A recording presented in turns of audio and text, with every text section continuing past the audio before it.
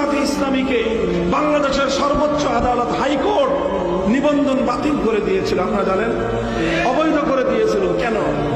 ৭১ সালে তাদের ভূমিকার কারণে। তারা এই ওলামায়ে কেরামের সঙ্গে তাদের মতবিরোধ আছে এই জন্য না, শুধু একটা কারণে, জামায়াতে ইসলামকে হাইকোর্ট তাদের নিবন্ধন বাতিল করার সিদ্ধান্ত দিয়েছিল শুধু একটা কারণে।